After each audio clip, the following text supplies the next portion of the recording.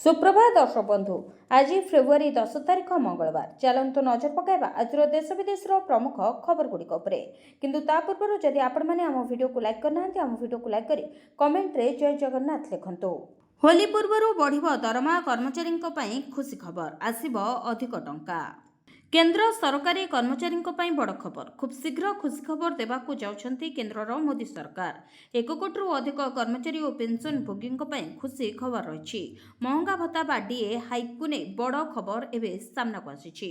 महंगा भत्ता वृद्धि केंद्रर लक्ष लक्ष कर्मचारी अपेक्षा कर रही बेले खूब शीघ्र बड़ घोषणा करेंगे केंद्रर नरेंद्र मोदी सरकार। लक्ष लक्ष कर्मचारी अपेक्षा शेष होगाक जाउछि।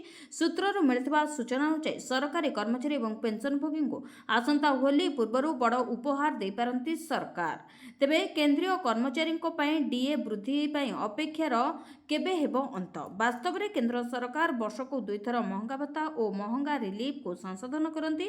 प्रथम संशोधन जनवरी 1 एवं द्वितीय संशोधनटी जुलाई 1 रु लागू होता है। पूर्व कर्मचारी महंगा भत्ता 4% वृद्धि करा। होली पूर्व महंगा भत्तार 2% वृद्धि करिपारंती केंद्र सरकार। तेबे केउ मासरे कर्मचारी यही बड़ उपहार पाइबे। जातीय गणमाध्यम रिपोर्ट अनुसार केंद्रीय कर्मचारी और पेंशनभोगी माने महंगा भत्ता वृद्धि को अपेक्षा करिसेंती। खबर अनुसार सरकार आसंता मासरे अर्थात होली पूर्व महंगा भत्ता वृद्धि घोषणा करिपारंती। केउ दिन आसीबो चतुर्थ किस्ती टंका, केउ दिन खाता को आसीबो सुभद्रा टंका, जानतु संपूर्ण अपडेट। राज्य सरकार फ्लैगशिप स्कीम सुभद्रा योजना रे 3टी किस्ती टंका हिताधिकारी खाता को आसी सारी। 3टी किस्ती मोट 15,000 टंका पाई सारी 1 कोटी अधिक हिताधिकारी। यह सहित गत 22 तारिख में नुआकरी आवेदन करथिबा एवं पूर्व किस्ती पाई नथिबा महिला खाता को मध्य टंका पठाइथिले राज्य सरकार। तेबे प्रथम एवं द्वितीय किस्ती एपरिक तृतीय किस्ती टंका पाई सारिबा परे एबे चतुर्थ किस्ती टंका को नहीं चर्चा जोर धरिछि। तेबे चतुर्थ किस्ती टंका केबे आसिबो, केउ माने पाइबे एने एबे आलोचना जोर धरिथिबा बेले योग्य समस्त हिताधिकारी निकट को सुभद्रा टंका पहुंचीबो बोली सरकार पूर्वरु घोषणा कर सारछंती। एने सरकार कार्य करुथबा मध्य सूचना मिलिछि। तेबे चलित वर्ष मार्च 8 तारिख रे अर्थात अंतर्जातीय महिला दिवस रे सुभद्रा हिताधिकारी खाता को सुभद्रा योजनार चतुर्थ किस्ती टंका आसिबो बोली चर्चा होछि। एने सरकार मध्य पूर्वरु घोषणा कर सारछंती। तेबे जो माने सुभद्रार प्रथम द्वितीय तृतीय किस्ती पाई सारछंती सेमानक खाता को 5,000 टंका आसिबाकु थिबा बेले पूर्वरु जो माने योग्य हिताधिकारी होय मध्य एही 3टी किस्ती पाई नांदी सेमानक खाता को 20,000 टंका आसिपारे बोली चर्चा होछि। किंतु एने सरकार कोनोसी स्पष्ट सूचना दे नांती। सेवास को औका देखाई देले ट्रम्प कहिले काश्मीर तुम बापार नुहे। मंच सजा होइथिला, ताली बाजुथिला एवं इस्लामाबाद को लागुथिला जे कूटनीति दौड़े से आगरे रही। किंतु ठीक सेतेबेले अमेरिका पाद चिपि चिपि आसी एमिति चापुड़ा पकाइले जे पाकिस्तान रो पूरा बयानबाजी निमिषकरे पवन रे उड़ीगला।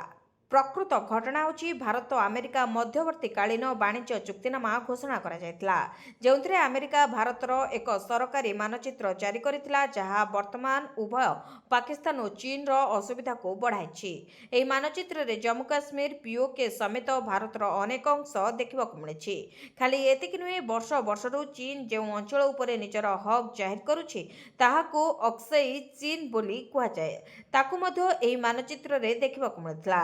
यहाकू टेक्निक असुविधा बा ग्राफिक डिजाइन रे भूल बेली कुहा जाय न पारे, बरं उभय पाकिस्तान एवं चीन को यह सीधा सीधा कूटनैतिक संदेश देउछि। काश्मीर संहति दिवस अवसर में पाक प्रधानमंत्री शहबाज शरीफ पीओके विधानसभा रे भाषण दे कहितले जे काश्मीर हेउछि पाकिस्तान रो सिरा आउ एबे शहबाज को भ्रम को भांगिछि अमेरिका। अमेरिका देइथिबा एही मानचित्र दर्शाइछि जे काश्मीर पाकिस्तान रो सिरा नुहे बरं भारत रो संपत्ति। जम्मू काश्मीर लद्दाख भारत रो अंश थिला अछि एवं रहइबो। एबे अमेरिका रो एही पदक्षेप प्रत्येक अंतर्जातीय मंच रे काश्मीर को विवादीय कहि पाकिस्तान रो राजनैतिक एजेंडा को प्रोत्साहित करिबार दीर्घकालीन रणनीति को एक शक्त आघात अछि। ମାନଚିତ୍ରରେ ଅକ୍ସାଇ ଚୀନକୁ ଭାରତର ଅଂଶ ଭାବରେ ଦର୍ଶାଯିବା ମଧ୍ୟ ଚୀନ ପାଇଁ ଏକ ବଡ଼ ଆଘାତ ସାଜିଛି। ଚୀନ ବର୍ଷ ବର୍ଷ ଧରି ଏହି ଅଞ୍ଚଳକୁ ନିଜର ବୋଲି ଦାବି କରି ଆସୁଛି ଏବଂ ଭାରତ ଏହାକୁ ଏକ ଅବୈଧ ଦଖଲ ବୋଲି କହୁଛି। ତେବେ ଭାରତ ଏବଂ ଆମେରିକା ସେମାନଙ୍କ ସମ୍ପର୍କକୁ ପୁନଃ ସ୍ଥାପିତ କରୁଥିବା ବେଳେ ଏହା ପ୍ରଥମ ଥର ପାଇଁ ହୋଇଛି ଯେତେବେଳେ ଆମେରିକା ଭାରତର ଆଞ୍ଚଳିକ ସାର୍ବଭୌମତ୍ୱକୁ ଏତେ ସ୍ପଷ୍ଟ ଭାବରେ ଦାବି କରିଛି। ତେବେ ଗତ କିଛି ମାସ ଧରି ପାକିସ୍ତାନ ଆମେରିକାରେ ପ୍ରବଳ ଲବିଂ କରିଛି। ସେନା ମୁଖ୍ୟ ଆସିମ୍ ମୁନିରଙ୍କ ୱାଶିଂଟନକୁ ବାରମ୍ବାର ଗସ୍ତ, ଟ୍ରମ୍ପଙ୍କ ସହ ବୈଠକ ଏବଂ ମଧ୍ୟାହ୍ନ ଭୋଜନ କୂଟନୀତି ସବୁ ଚେଷ୍ଟା କରାଯାଉଛି। ଚକୋଲେଟ୍ ଡେରେ ରାଜଧାନୀରେ ବିଭତ୍ସ ହତ୍ୟା, ପ୍ରେମିକା ଆଗରେ ପ୍ରେମିକର ତଣ୍ଟି କାଟିଦେଲା ଆଉ ଜଣେ ପ୍ରେମିକ। ଚାଲିଛି ପ୍ରେମ ସପ୍ତାହ। ପ୍ରତିଟି ଦିନକୁ ସ୍ମରଣୀୟ ପାଇଁ ପ୍ରେମିକ ପ୍ରେମିକାଙ୍କୁ ଦେଉଛନ୍ତି ସରପ୍ରାଇଜ୍। ଆଉ ଏ ସରପ୍ରାଇଜ୍ରୁ ରାଜଧାନୀରେ ଘଟିଛି ଜଘନ୍ୟ ହତ୍ୟାକାଣ୍ଡ। ଏମିତି ଏକ ହତ୍ୟାକାଣ୍ଡ ଯେଉଁଥିରେ ପ୍ରେମ ସମ୍ପର୍କକୁ ଭରସା ଉଠିଯିବା ତ୍ରିକୋଣୀୟ ପ୍ରେମରୁ ରାଜଧାନୀରେ ହୋଇଛି ଛାତିଥରା ହତ୍ୟାକାଣ୍ଡ। ସତ୍ୟବ୍ରତ ପ୍ରଧାନ ଘର ବ୍ରହ୍ମଗିରି ହାସିନପୁରରେ। ତେବେ ରାଜଧାନୀରେ ଗାଡ଼ି ଚାଳକ ଭାବରେ କରୁଥିଲେ କାମ। ଶୈଳଶ୍ରୀ ବିହାରର ସାଇ ମନ୍ଦିର ପାଖରୁ ମିଳିଛି ତାଙ୍କର ରକ୍ତ ଜୁଡ଼ୁବୁଡ଼ୁ ମୃତଦେହ। ଦିନେଶ ନାମକ ଜଣେ ଯୁବକ ତାଙ୍କ ତଣ୍ଟିରେ ଛୁରୀ ଭୁଷି ତାଙ୍କୁ ହତ୍ୟା କରିଛନ୍ତି। ଦିନେଶ ହେଉଛନ୍ତି ସତ୍ୟବ୍ରତଙ୍କ ପ୍ରେମିକାର ଆଉ ଜଣେ ପ୍ରେମିକ। ପ୍ରେମିକା ଆଗରେ ହିଁ ଜଣେ ପ୍ରେମିକ ଆଉ ଜଣେ ପ୍ରେମିକକୁ ହତ୍ୟା କରିବା ଘଟଣା ସାରା ରାଜ୍ୟରେ ଚାଞ୍ଚଲ୍ୟ ଖେଳାଇ ଦେଇଛି। ଦିନେଶ ଓ ପ୍ରେମିକା ଲିଭ୍-ଇନ୍ରେ ଗତ 7 ମାସ ହେବ ରହି ଆସୁଥିଲେ। ତେବେ ପ୍ରପୋଜ ଡେ ଥିବାରୁ ପ୍ରେମିକା ଜଣକ ଦିନେଶଙ୍କ ଅନୁପସ୍ଥିତିରେ ସତ୍ୟବ୍ରତଙ୍କ ସହ ସେଲିବ୍ରେସନ ପାଇଁ ଲାଗି ପଡ଼ିଥିଲେ। ସତ୍ୟବ୍ରତ ଦେଇଥିବା ଚକୋଲେଟ୍ର ଫଟୋକୁ ନିଜର ଷ୍ଟାଟସ୍ ବି ରଖିଥିଲେ, ଯାହାକୁ ନେଇ ରକ୍ତମୁଖା ହୋଇଥିଲା ଦିନେଶ। ଘଟଣାସ୍ଥଳରେ ଅର୍ଥାତ୍ ଲିଭ୍-ଇନ୍ରେ ରହୁଥିବା ଘରେ ପହଞ୍ଚି ନିଜ ପ୍ରେମିକା ସହ ସତ୍ୟବ୍ରତଙ୍କୁ ଦେଖିଥିଲା। ଆଉ ତାପରେ ଛୁରୀ ଭୁଷି ଭୁଷି ସତ୍ୟବ୍ରତଙ୍କୁ ହତ୍ୟା କରିଥିବା ପ୍ରେମିକା ଜଣକ ଜଣାଇଛନ୍ତି। ପ୍ରେମିକାକୁ ଅଟକ ରଖି ଝାଳବୁହା ଜେରା ଚଳାଇଛି ଚନ୍ଦ୍ରଶେଖରପୁର ପୋଲିସ। ତେବେ ଶିଶୁଭବନ ଛକରେ ଏକ କାର୍ ବ୍ରିଜ୍ ତଳକୁ ଖସି ପଡ଼ିଥିଲା, ଯେଉଁ କାର୍ର ଚାଳକ ଥିଲେ ସତ୍ୟବ୍ରତ। ଗାଡ଼ିଟି ହତ୍ୟାକାଣ୍ଡ ପୂର୍ବରୁ କ୍ରାଇମ୍ ସିନ୍ରେ ହିଁ ଥିଲା। ହେଲେ ଗାଡ଼ିଟିକୁ କିଏ ଓ କାହିଁକି ଫେରାର କରିବାକୁ ଯୋଜନା କରିଥିଲା ତାକୁ ନେଇ ପୋଲିସ ତନାଘନା ଆରମ୍ଭ କରିଛି। ଗାଡ଼ିରେ ଥିବା ଚାଳକଙ୍କୁ କ୍ୟାପିଟାଲ ଥାନାରେ ଅଟକ ରଖାଯାଇଛି। ଘଟଣାସ୍ଥଳରେ ଲାଗିଥିବା ସିସିଟିଭିକୁ ନେଇ ଛାନଭିନ୍ ଚଳାଇଛି ପୋଲିସ। ନାହାନ୍ତି ଡାକ୍ତର, ଭଡ଼ାରେ ଚାଲିଛି ରୋଗୀ ଦେଖା, ନର୍ସ ଦରମା ନେଉଛନ୍ତି, କାମକୁ ଆସୁନାହାନ୍ତି। ସ୍ୱାସ୍ଥ୍ୟ କ୍ଷେତ୍ରରେ ଯେତେ ବାହା ନେଲେ ବି ପଛରେ ପଡ଼ିଛନ୍ତି ସରକାର। ସୁଧୁରିବାରେ ନାଁ ନେଉନାହିଁ ସ୍ୱାସ୍ଥ୍ୟସେବା। କେଉଁଠି ଆମ୍ବୁଲାନ୍ସ ତ ଆଉ କେଉଁଠି ଡାକ୍ତର ତ ଆଉ କେଉଁଠି ସେବା ପାଇବାରେ ହୀନସ୍ତା ହେଉଛନ୍ତି ରୋଗୀ। ସମ୍ବଲପୁର ଜିଲ୍ଲା କୁଚିଣ୍ଡା ଉପଖଣ୍ଡ କୁନ୍ତରା ଗୋଷ୍ଠୀ ସ୍ୱାସ୍ଥ୍ୟକେନ୍ଦ୍ରର ଘଟଣା। ବାହାରୁ ଚକାଚକ୍ କିନ୍ତୁ ଭିତର ସେବା ଯୋଗାଇବାରେ ସମ୍ପୂର୍ଣ୍ଣ ବିଫଳ। 11 ବଦଳରେ ମାତ୍ର 2 ଜଣ ଡାକ୍ତର ସେବା ଯୋଗାଉଛନ୍ତି। ସେମାନେ ବି କେବେ କେବେ ଆସୁନାହାନ୍ତି। ପାଖ ଉପ ସ୍ୱାସ୍ଥ୍ୟକେନ୍ଦ୍ରରୁ 2-3 ଜଣ ଡାକ୍ତର ଆସନ୍ତି, ସେ ପୁଣି ଘଣ୍ଟେ କି 2 ଘଣ୍ଟା ପାଇଁ। ଏତିକିରେ ସରିନି, ଆହୁରି ଅଛି। ମେଡିସିନ ବିଭାଗରେ ଫାର୍ମାସିଷ୍ଟଙ୍କ ସ୍ଥାନରେ କାମ କରୁଛନ୍ତି ସ୍ୱାସ୍ଥ୍ୟକର୍ମୀ। ଟେକ୍ନିସିଆନ ପଦବୀ ବି ଖାଲି ପଡ଼ିଛି। 10 ବର୍ଷରୁ ଅଧିକ ସମୟ ଜଣେ ଟେକ୍ନିସିଆନ ଡେପୁଟେସନରେ ଅଛନ୍ତି। 15ରୁ ଅଧିକ ନର୍ସ ପଦବୀ ରହିଛି। ଜଣେ କି 2 ଜଣ ଡ୍ୟୁଟିରେ ଆସୁଛନ୍ତି। ଏଥିରୁ ଆପଣ ବୁଝିପାରୁଥିବେ କେମିତି ସ୍ୱାସ୍ଥ୍ୟ ସେବା ଚାଲିଛି। ସବୁଠାରୁ ଆଶ୍ଚର୍ଯ୍ୟଜନକ କଥା ହେଉଛି ଡାକ୍ତରଠାରୁ କର୍ମଚାରୀ ପର୍ଯ୍ୟନ୍ତ ଯେଉଁମାନେ କେବେ ବି ଆସନ୍ତି ନାହିଁ, ସେମାନଙ୍କ ଉପସ୍ଥାନ ସବୁଦିନେ ପଡ଼ୁଛି। ମାସକୁ ମାସ ଦରମା ନେବାରେ ତିଳେ ମାତ୍ର ଅସୁବିଧା ରହୁନାହିଁ। ଆଉ ଏପଟେ ଭଡ଼ାରେ ଡାକ୍ତର ଓ କର୍ମଚାରୀ ଆସି ଗୋଷ୍ଠୀ ସ୍ୱାସ୍ଥ୍ୟକେନ୍ଦ୍ର ଚଳାଇଛନ୍ତି। ଅଭିଯୋଗ କଲେ ବି ଫଳ କିନ୍ତୁ ଶୂନ, ଯାହାକୁ ନେଇ ଅସନ୍ତୋଷ ପ୍ରକାଶ କରିଛନ୍ତି 18ଟି ପଞ୍ଚାୟତବାସୀ। ପୁଣି ମହାପ୍ରସାଦକୁ ଅପମାନ, ଜୋତା ପିନ୍ଧି ଡାଇନିଂ ଟେବୁଲରେ ମହାପ୍ରସାଦ ସେବନ। ଡାଇନିଂ ଟେବୁଲରେ ବସି ମହାପ୍ରଭୁଙ୍କ ମହାପ୍ରସାଦ ସେବନର ଭିଡ଼ିଓ ସୋସିଆଲ ମିଡ଼ିଆରେ ଭାଇରାଲ ହୋଇଛି। ପୁରୀର ଏକ ହୋଟେଲରେ ବଙ୍ଗୀୟ ପର୍ଯ୍ୟଟକ ଡାଇନିଂ ଟେବୁଲରେ ବସି ମହାପ୍ରସାଦ ସେବନ କରୁଥିବା ଘଟଣା ଜଗନ୍ନାଥ ପ୍ରେମୀଙ୍କୁ ଘୋର ଆଘାତ ଦେଇଛି। କେବଳ ଏତିକି ନୁହେଁ, ଚପଲ ପିନ୍ଧି ଏହାକୁ ସେବନ କରିବାକୁ ନେଇ ମଧ୍ୟ ଉଦ୍ବେଗ ପ୍ରକାଶ ପାଇଛି। ଏହାସହ ହୋଟେଲ କର୍ମଚାରୀଙ୍କ କାର୍ଯ୍ୟକଳାପକୁ ନେଇ ମଧ୍ୟ ପ୍ରଶ୍ନବାଚୀ ସୃଷ୍ଟି ହୋଇଛି। ମହାପ୍ରଭୁଙ୍କ ମହାପ୍ରସାଦ ଭୋଜନ ପାଇଁ କିଛି ବିଧି ଓ ନିୟମ ରହିଛି।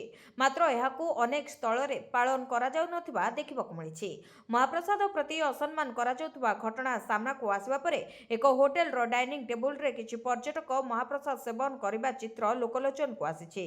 ଏହି ଘଟଣାକୁ ନେଇ ଜଗନ୍ନାଥ ପ୍ରେମୀଙ୍କ ମଧ୍ୟରେ ତୀବ୍ର ପ୍ରତିକ୍ରିୟା ପ୍ରକାଶ ପାଇଛି। ମହାପ୍ରଭୁଙ୍କ ଦିବ୍ୟ ମହାପ୍ରସାଦ ଅନ୍ନ ବ୍ରହ୍ମ ରୂପେ ପୂଜିତ ହେଉଛି। ଭୂଇଁରେ ବସି ମହାପ୍ରସାଦ ସେବନର ବିଧି ଅନାଦି କାଳରୁ ରହିଆସିଛି। ତେଣୁ ଡାଇନିଂ ଟେବୁଲରେ ମହାପ୍ରସାଦ ସେବନ କରିବା ଭଳି ପରମ୍ପରା ବିରୋଧୀ କାମରୁ ଦୂରେଇ ରହିବା ଆବଶ୍ୟକତା ରହିଛି।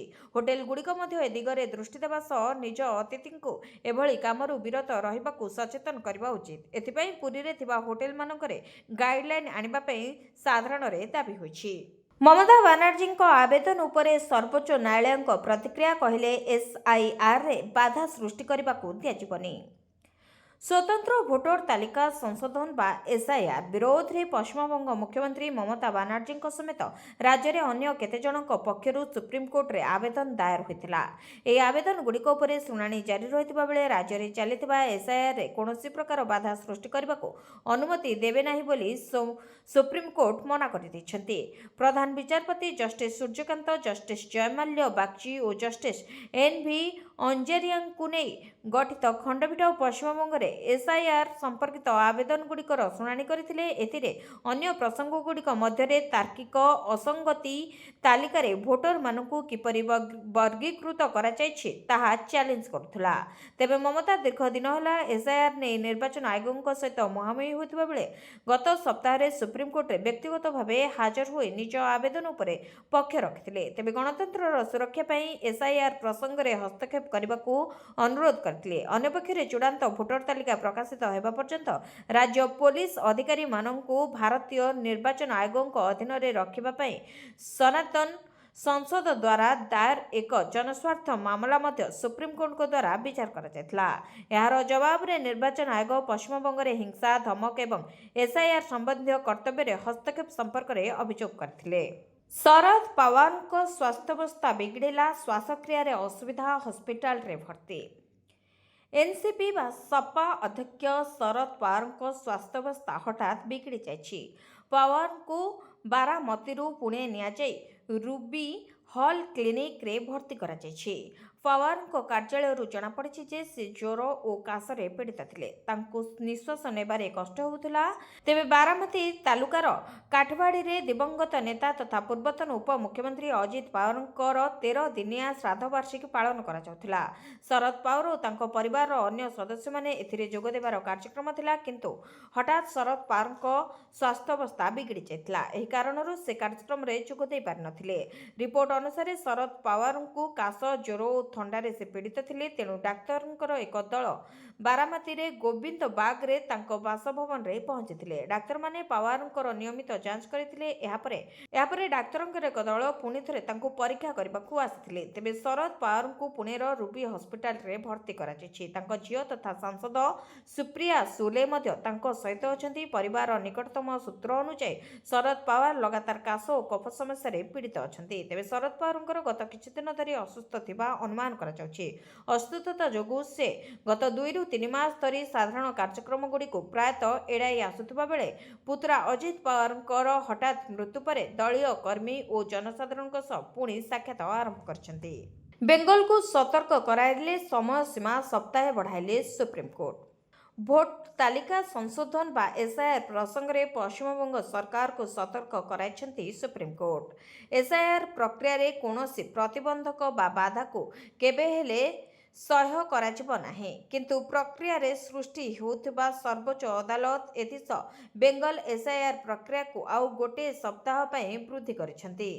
ତେବେ ହ୍ୱାଟ୍ସଆପ୍ରେ ଜାରି କରାଯାଇଥିବା ଅଫିସିଆଲ ନିର୍ଦ୍ଦେଶକୁ ଶେଷ କରି ଏସ୍ଆଇଆର୍ ପ୍ରକ୍ରିୟାରେ ପରିବର୍ତ୍ତନ କରିବା ଦାବି ନେଇ ସୁପ୍ରିମକୋର୍ଟରେ ପହଞ୍ଚିଥିଲେ ପଶ୍ଚିମବଙ୍ଗ ମୁଖ୍ୟମନ୍ତ୍ରୀ ମମତା ବାନାର୍ଜୀ। ସମସ୍ତ ନିର୍ଦ୍ଦେଶ ପୁନଃ ବିଧିବଦ୍ଧ ଜାରି କରାଯାଉ ଓ ଭାରତୀୟ ନିର୍ବାଚନ କମିଶନଙ୍କ ୱେବସାଇଟ୍ରେ ଏହାକୁ ଅପଲୋଡ କରାଯାଉ। ସେହିପରି ମାଇକ୍ରୋ ପର୍ଯ୍ୟବେକ୍ଷକଙ୍କୁ ହଟାଇ 8505 ଗ୍ରୁପ୍ ବି ଅଫିସରଙ୍କୁ ସେମାନଙ୍କ ସ୍ଥାନରେ ନିଯୁକ୍ତି ଦେବାକୁ ସେ ଦାବି କରିଥିଲେ।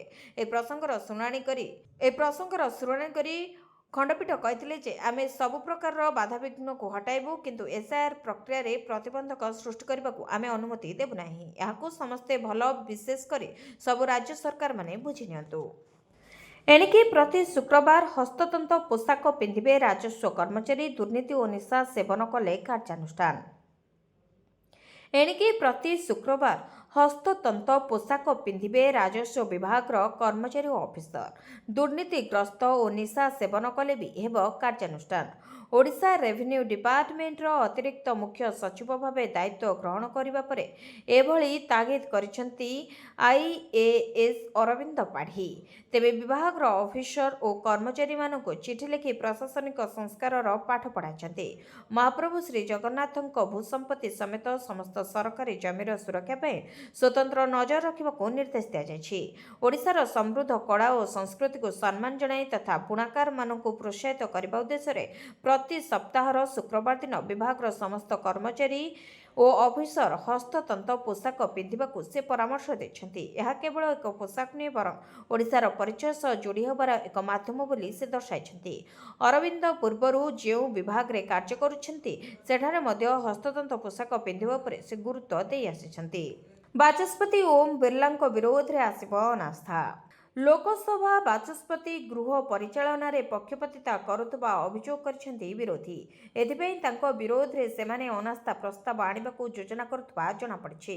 ରାଷ୍ଟ୍ରପତିଙ୍କ ଅଭିଭାଷଣ ଉପରେ ଧନ୍ୟବାଦ ପ୍ରସ୍ତାବ ଆଲୋଚନାରେ ବିରୋଧୀ ଦଳର ନେତା ରାହୁଲ ଗାନ୍ଧୀଙ୍କୁ ଲୋକସଭାରେ ନିଜର ପକ୍ଷ ରଖିବାକୁ ଅନୁମତି ମିଳିନଥିଲା। ବିରୋଧୀଙ୍କ ବାରମ୍ବାର ଅନୁରୋଧ ସତ୍ତ୍ୱେ ରାହୁଲ ଗାନ୍ଧୀଙ୍କୁ ମତ ରଖିବାକୁ ଅନୁମତି ଦେଇନଥିଲେ ବାଚସ୍ପତି। ସରକାରଙ୍କ ନିର୍ଦ୍ଦେଶରେ ବାଚସ୍ପତି ଶ୍ରୀ ବିର୍ଲା ଏପରି କରିଥିବା ବିରୋଧୀ ଅଭିଯୋଗ କରିଛନ୍ତି। ଏଥିପାଇଁ ବିରୋଧୀ ତାଙ୍କ ବିରୋଧରେ ଅନାସ୍ଥା ପ୍ରସ୍ତାବ ଆଣିବାକୁ ଚାହୁଁଛନ୍ତି। ତେବେ ଗତ ସପ୍ତାହରେ ଲୋକସଭାରେ ପ୍ରବଳ ହଟ୍ଟଗୋଳ ଦେଖିବାକୁ ମିଳିଥିଲା। ପୂର୍ବତନ ସେନାମୁଖ୍ୟ ଜେନେରାଲ ଏମ୍ ନରଭାଣେଙ୍କର ଅପ୍ରକାଶିତ ବହିରେ ଥିବା 2020 ଚାଇନା ସହ ବିବାଦ ପ୍ରସଙ୍ଗ ରାହୁଲ ଗାନ୍ଧୀ ଲୋକସଭାରେ ଉଠାଇଥିଲେ। ଏହାକୁ ନେଇ ବିରୋଧୀ ଓ ସରକାରୀ ଦଳ ମଧ୍ୟରେ ବେଶ୍ ଯୁକ୍ତିତର୍କ ହୋଇଥିଲା।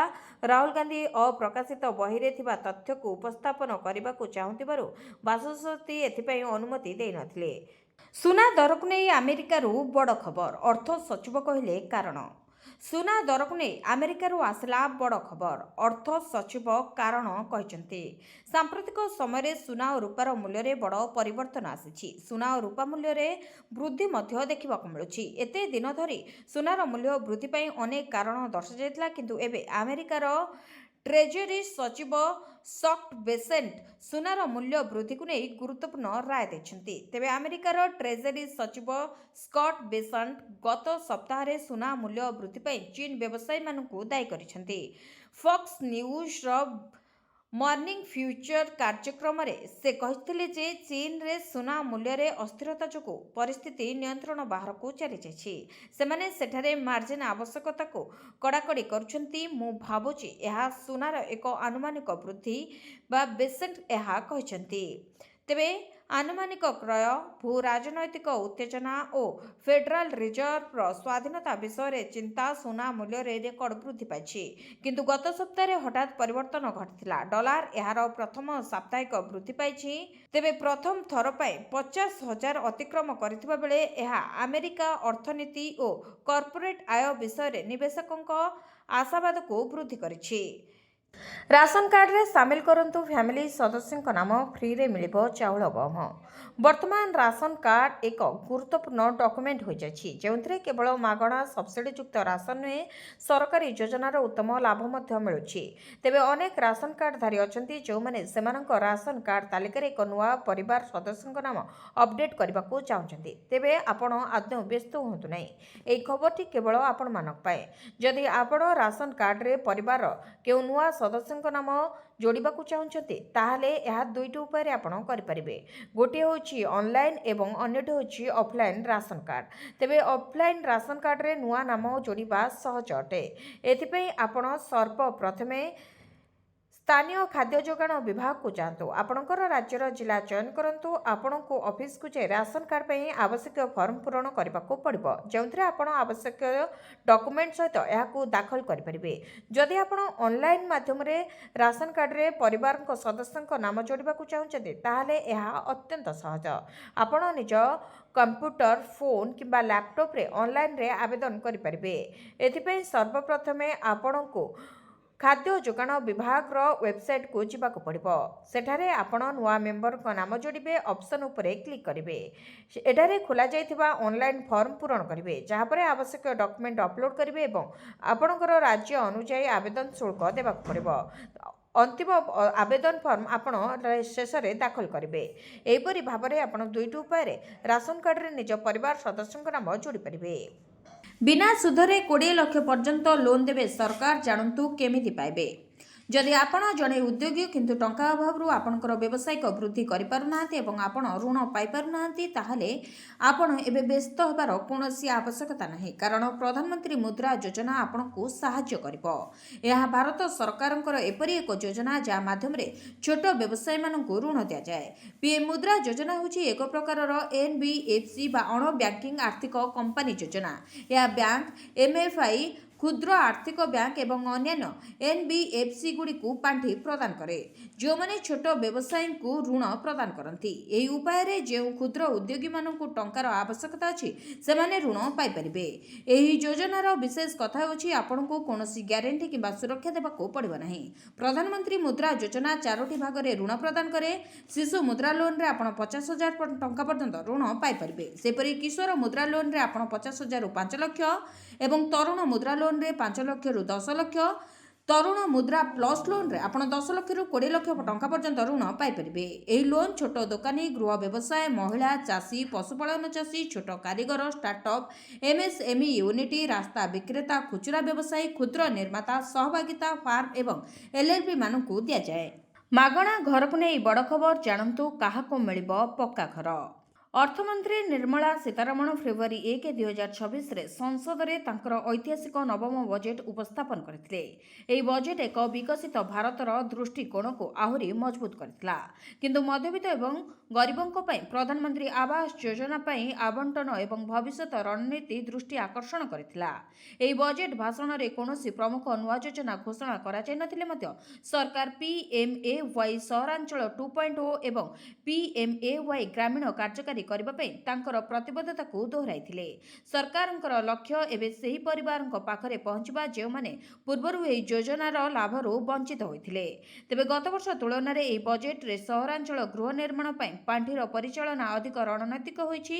ସରକାରଙ୍କ ଧ୍ୟାନ ଏବେ PMAYU 2.0 ଉପରେ ଅଛି, ଯାହା ମାଧ୍ୟମରେ ରାଜ୍ୟ ଏବଂ କେନ୍ଦ୍ରଶାସିତ ଅଞ୍ଚଳଗୁଡ଼ିକର ସହାୟତାରେ ଯୋଗ୍ୟ ପରିବାରଗୁଡ଼ିକୁ ଘର କ୍ରୟ, ନିର୍ମାଣ କିମ୍ବା ଭଡ଼ା ପାଇଁ କେନ୍ଦ୍ରୀୟ ସହାୟତା ଯୋଗାଇ ଦିଆଯାଉଛି।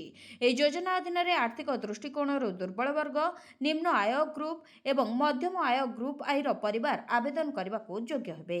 ସରକାର ଏଥର ସ୍ପଷ୍ଟ କରିଛନ୍ତି ଯେ କେବଳ ଗରିବ ନୁହେଁ, ବରଂ ସହରରେ ଭଡ଼ାରେ ରହୁଥିବା ମଧ୍ୟବିତ୍ତ ପରିବାର ଏବଂ ଯେଉଁମାନଙ୍କର ସ୍ଥାୟୀ ଘର ନାହିଁ, ସେମାନଙ୍କୁ ମଧ୍ୟ ଏଥିରେ ଅନ୍ତର୍ଭୁକ୍ତ କରାଯିବ।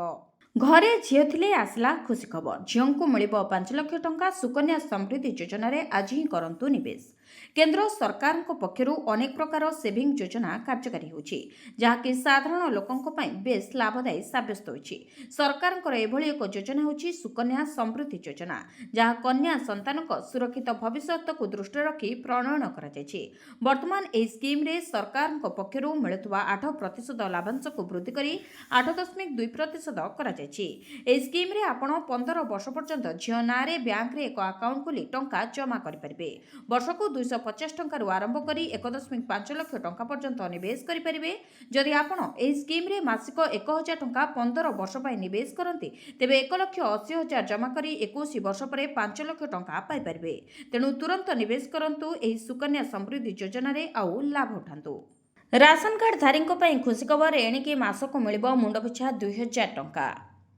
ଲୋକଙ୍କ ସୁବିଧା ପାଇଁ ସରକାର ବିଭିନ୍ନ ସମୟରେ ଭିନ୍ନ ଭିନ୍ନ ଯୋଜନା ପ୍ରଣୟନ କରିଥାନ୍ତି, ଯାହାଦ୍ୱାରା କୋଟି କୋଟି ଲୋକେ ଉପକୃତ ହୁଅନ୍ତି। ସରକାରଙ୍କର ଏକ ଯୋଜନା ଘୋଷଣା କରିଛନ୍ତି ଯାହା ଏକ ବଡ଼ ବର୍ଗର ଲୋକଙ୍କୁ ଲାଭ ଦେବ। ବିଶେଷ କରି ଏହି ଯୋଜନା ସେହି ପରିବାର ପାଇଁ ସବୁଠାରୁ ଲାଭଦାୟକ ଯେଉଁମାନଙ୍କର ଆର୍ଥିକ ଅବସ୍ଥା ଭଲ ନାହିଁ। ଏହି ଯୋଜନା ଅଧୀନରେ ସେହି ପରିବାରଗୁଡ଼ିକୁ ଖାଦ୍ୟ ଶସ୍ୟ ସହିତ ଟଙ୍କା ମିଳିବ। ପ୍ରତି ମାସରେ 2,000 ଟଙ୍କା ମିଳିବ। ଏହି ଯୋଜନାର ଲାଭ ଉଠାଇବା ପାଇଁ ଆପଣ ପ୍ରଥମେ ଜଣେ ରାସନ କାର୍ଡ ଧାରକ ହୋଇଥିବା ବାଧ୍ୟତାମୂଳକ। ଆପଣଙ୍କର ବାର୍ଷିକ ଆୟ 2 ଲକ୍ଷ ଟଙ୍କାରୁ କମ୍ ହେବା ଉଚିତ। ରାସନ କାର୍ଡରେ EKYC ଅପଡେଟ୍ ହୋଇଥିବା ଆବଶ୍ୟକ ଏବଂ ଆପଣଙ୍କର ଆୟକର ଦାତା ହୋଇନଥିବା ଉଚିତ। ଏବଂ ଯେଉଁମାନଙ୍କର ରାସନ କାର୍ଡ ନାହିଁ, ସରକାରଙ୍କ ଦ୍ୱାରା ପୁଣି ପୋର୍ଟାଲ ଖୋଲାଯାଇଛି, ଆପଣମାନେ ଆବେଦନ କରିପାରିବେ। ଓଡ଼ିଶାରେ ଭତ୍ତା ଟଙ୍କାକୁ ନେଇ ଆସିଲା ବଡ଼ ଖବର। ରାଜ୍ୟର ଭତ୍ତା ହିତାଧିକାରୀଙ୍କ ପାଇଁ ସରକାର କଲେ ବଡ଼ ଘୋଷଣା। ବଢ଼ିବ ଭତ୍ତା ହିତାଧିକାରୀଙ୍କର ଟଙ୍କା। 3,000 ଟଙ୍କା ବୃଦ୍ଧି କରିବେ ସରକାର। ରାଜ୍ୟ ସରକାରଙ୍କ ଘୋଷଣା ଅନୁଯାୟୀ 10 ତାରିଖରୁ ଭତ୍ତା ରାଶି 3,000 ଟଙ୍କାକୁ ବୃଦ୍ଧି କରାଯିବ। ଏହି ଭତ୍ତା ବୃଦ୍ଧି ପରେ ବୃଦ୍ଧା, ବିଧବା, ଦିବ୍ୟାଙ୍ଗ ଏବଂ ଅନ୍ୟାନ୍ୟ ଭତ୍ତା ହିତାଧିକାରୀମାନେ ପୂର୍ବ ଅପେକ୍ଷା ଅଧିକ ସହାୟତା ରାଶି ପାଇପାରିବେ। ସରକାର କହିଛନ୍ତି ଯେ ଦେଶରେ ବଢ଼ୁଥିବା ସମସ୍ତ ସାମଗ୍ରୀର ମହଙ୍ଗାକୁ ଲକ୍ଷ୍ୟରେ ରଖି ହିତାଧିକାରୀଙ୍କ ଜୀବନଯାପନକୁ ସହଜ ଏବଂ ସରଳ କରିବା ପାଇଁ ଏହି ନିଷ୍ପତ୍ତି ନିଆଯାଇଛି। ବୃଦ୍ଧି ପାଇଥିବା ଟଙ୍କା ଡେବିଟ୍ ମାଧ୍ୟମରେ ସମସ୍ତ ହିତାଧିକାରୀଙ୍କ ଆକାଉଣ୍ଟକୁ ଯିବ। ଏବେ ମାତ୍ର 8 ଦିନରେ ମିଳିଯିବ ପିଏଫ୍ର ସମ୍ପୂର୍ଣ୍ଣ ଟଙ୍କା। ଇପିଏଫ୍ଓ 3.0 ଉପରେ ଆସିଲା ବଡ଼ ଅପଡେଟ୍। ଯଦି ଆପଣ ଚାକିରି କରିଛନ୍ତି ଏବଂ ଆପଣଙ୍କର ପାଣ୍ଠି ଇପିଏଫ୍ରେ ଜମା ହୋଇଛି, ତେବେ ଏହି ଖବର ଆପଣଙ୍କ ପାଇଁ ଏକ ବଡ଼ ଆଶ୍ୱସ୍ତି ଆଣିଦେବ। କର୍ମଚାରୀ ଭବିଷ୍ୟତ ନିଧି ପାଣ୍ଠି ସଂଗଠନ ବା ଇପିଏଫ୍ଓ ଏହାର ସିଷ୍ଟମକୁ ଯଥେଷ୍ଟ ଡିଜିଟାଲ ଏବଂ ସୁବ୍ୟବସ୍ଥିତ କରିଛି। ଇପିଏଫ୍ଓ 3.0 ଅଧୀନରେ କରାଯାଇଥିବା ପରିବର୍ତ୍ତନ ଯୋଗୁଁ ପିଏଫ୍ ପାଣ୍ଠି ଉଠାଇବା ପୂର୍ବ ଅପେକ୍ଷା ଆହୁରି ଅଧିକ ସହଜ ଏବଂ ଦ୍ରୁତ ହୋଇଛି। କେନ୍ଦ୍ର ସରକାର ରାଜ୍ୟସଭାକୁ ସୂଚନା ଦେଇଛନ୍ତି ଯେ ଅନଲାଇନ୍ ଇପିଏଫ୍ କ୍ଲେମ୍ ଗୁଡ଼ିକ ପ୍ରକ୍ରିୟାକରଣ କରିବାକୁ ଏବେ ହାରାହାରି ମାତ୍ର 8 ଦିନ ସମୟ ଲାଗିବ। ଏହାର ଅର୍ଥ ହେଉଛି ଯଦି ଆପଣଙ୍କର ସୂଚନା ସଠିକ୍ ଥାଏ ଏବଂ ଆପଣଙ୍କର ଇକେୱାଇସି ସମ୍ପୂର୍ଣ୍ଣ ହୋଇଥାଏ, ତେବେ ଗୋଟିଏ ସପ୍ତାହ ମଧ୍ୟରେ ଆପଣଙ୍କ ଆକାଉଣ୍ଟରେ ପାଣ୍ଠି ଜମା ହୋଇପାରିବ। ସରକାରଙ୍କ କହିବା ଅନୁସାରେ ଯଦି କର୍ମଚାରୀଙ୍କ କେୱାଇସି ସମ୍ପୂର୍ଣ୍ଣ ଏବଂ ସଠିକ୍ ଅଛି, ତେବେ ପିଏଫ୍ ଟଙ୍କା ସିଧାସଳଖ ବ୍ୟାଙ୍କ ଖାତାକୁ ଟ୍ରାନ୍ସଫର ହୋଇଯାଇଛି। ପୂର୍ବରୁ ପିଏଫ୍ କ୍ଲେମ୍ ପାଇଁ ମାସ ମାସ ଅପେକ୍ଷା କରିବାକୁ ପଡୁଥିଲା, କିନ୍ତୁ ଇପିଏଫ୍ଓ 3.0 ପରେ ଏହି ସମସ୍ୟା ଏବେ ବହୁ ମାତ୍ରାରେ କମିଛି। ସରକାରୀ ତଥ୍ୟ ଅନୁଯାୟୀ 2025-26 ଆର୍ଥିକ ବର୍ଷରେ ଜାନୁଆରୀ 23, 2026 ସୁଦ୍ଧା ଇପିଏଫ୍ଓ 8.53 କୋଟିରୁ ଅଧିକ କ୍ଲେମ୍ ପ୍ରକ୍ରିୟାକରଣ ବା ପ୍ରୋସେସିଂ କରିଛି। ଏହି ସଂଖ୍ୟା ପୂର୍ବ ବର୍ଷ ତୁଳନାରେ ଅଧିକ, ଯାହା ଇପିଏଫ୍ର ଡିଜିଟାଲ ସିଷ୍ଟମର କ୍ଷମତାକୁ ପ୍ରମାଣ କରୁଛି। ଦ୍ୱିତୀୟ ଥର ମା ହେଲେ ସରକାର ଦେଉଛନ୍ତି ପୁଳା ଟଙ୍କା। ଜାଣନ୍ତୁ କ'ଣ ରହିଛି ଏହି ଯୋଜନା। ସରକାର ସାରା ଦେଶରେ ମହିଳାମାନଙ୍କ ପାଇଁ ଅନେକ ପ୍ରକାର ଯୋଜନା କାର୍ଯ୍ୟକାରୀ କରୁଛନ୍ତି, ଯାହା ଲକ୍ଷ ଲକ୍ଷ ମହିଳାଙ୍କୁ ଲାଭ ଦେଉଛି। ଦେଶରେ ଅନେକ ମହିଳା ଆର୍ଥିକ ଦୃଷ୍ଟିରୁ କମ୍ ସ୍ୱଚ୍ଛଳ ଥିବାରୁ ସରକାର ସେମାନଙ୍କ ପାଇଁ ସହାୟତା ଯୋଗାଇ ଦେଉଛନ୍ତି। ତେବେ ଗର୍ଭବତୀ ଏବଂ ନବଜାତ ଶିଶୁଙ୍କ ସ୍ୱାସ୍ଥ୍ୟକୁ ସୁଦୃଢ଼ କରିବା ପାଇଁ ସରକାର ପ୍ରଧାନମନ୍ତ୍ରୀ ମାତୃବନ୍ଦନା ଯୋଜନା ଆରମ୍ଭ କରିଛନ୍ତି। ଏହି ଯୋଜନା ଅଧୀନରେ ସରକାର ମହିଳାମାନଙ୍କୁ ସେମାନଙ୍କର ପ୍ରଥମ ସନ୍ତାନ ଜନ୍ମ ହେବା ପରେ 5,000 ଟଙ୍କା ପ୍ରଦାନ କରୁଛନ୍ତି। ଏହି ଦେୟଗୁଡ଼ିକୁ ବିଭିନ୍ନ ପର୍ଯ୍ୟାୟରେ ବଣ୍ଟନ କରାଯାଉଛି। ତେବେ ପୂର୍ବରୁ ପ୍ରଧାନମନ୍ତ୍ରୀ ମାତୃବନ୍ଦନା ଯୋଜନା ଅଧୀନରେ କେବଳ ପ୍ରଥମ ସନ୍ତାନ ଜନ୍ମ ପାଇଁ 5,000 ଟଙ୍କାର ସହାୟତା ପ୍ରଦାନ କରାଯାଉଥିଲା। ବର୍ତ୍ତମାନ ଏହି ଯୋଜନାକୁ ଉନ୍ନତ କରାଯାଇଛି ଏବଂ ଦ୍ୱିତୀୟ ସନ୍ତାନକୁ ମଧ୍ୟ ଏହାର ଲାଭ ପ୍ରଦାନ କରାଯାଉଛି। ଏହା ବିଶେଷ ଭାବରେ ସତ୍ୟ ଯଦି ଦ୍ୱିତୀୟ ସନ୍ତାନ ଝିଅ ହୋଇଥାଏ। ସରକାର 6,000 ଟଙ୍କାର ପ୍ରୋତ୍ସାହନ ରାଶି ପ୍ରଦାନ କରିବେ।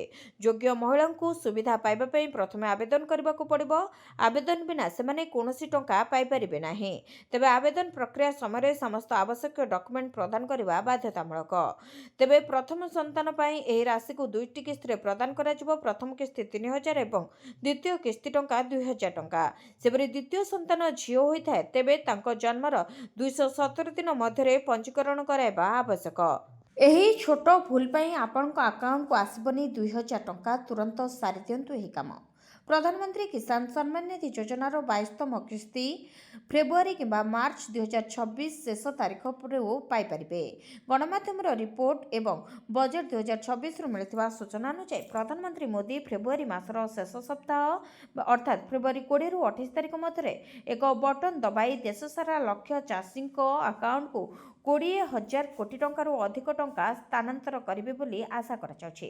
ଯଦି ଆପଣ ଆଗାମୀ 48 ଘଣ୍ଟା ମଧ୍ୟରେ ଏହି 3ଟି ଗୁରୁତ୍ୱପୂର୍ଣ୍ଣ କାର୍ଯ୍ୟ ସମାପ୍ତ ନ କରନ୍ତି, ତେବେ ଆପଣଙ୍କର 2,000 ଟଙ୍କା ଅଟକି ଯାଇପାରେ।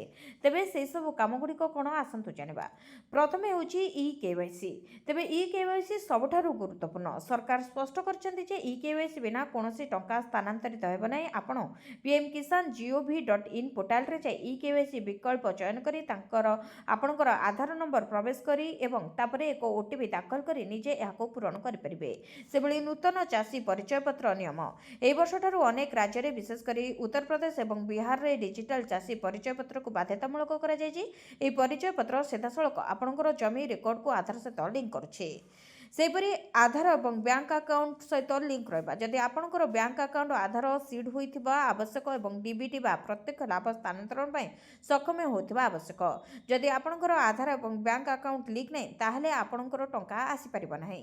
ସେପରି ଆପଣ ପର୍ଯ୍ୟାୟକ୍ରମେ ଆପଣଙ୍କର ସ୍ଥିତି କିପରି ଯାଞ୍ଚ କରିବେ? ସରକାରୀ ୱେବସାଇଟ୍ pmkisan.gov.in ପରିଦର୍ଶନ କରି ଆପଣମାନେ ଧୀରେ ଧୀରେ ଏହିସବୁ ପ୍ରକ୍ରିୟା କରିପାରିବେ। ସେପରି ଚାଷୀ ପରିଚୟପତ୍ର ପାଇବେ। ଆପଣଙ୍କ ପରିଚୟପତ୍ର ତିଆରି କରିବା ପାଇଁ ଆପଣଙ୍କର କିଛି ଡକୁମେଣ୍ଟ ପ୍ରସ୍ତୁତ କରିବାକୁ ପଡ଼ିବ, ଯେପରିକି ଆଧାର କାର୍ଡ଼, ଜମି କାଗଜପତ୍ର, ବ୍ୟାଙ୍କ ପାସବୁକ୍, ରାସନ କାର୍ଡ଼ କିମ୍ବା ପରିବାରର ପରିଚୟପତ୍ର।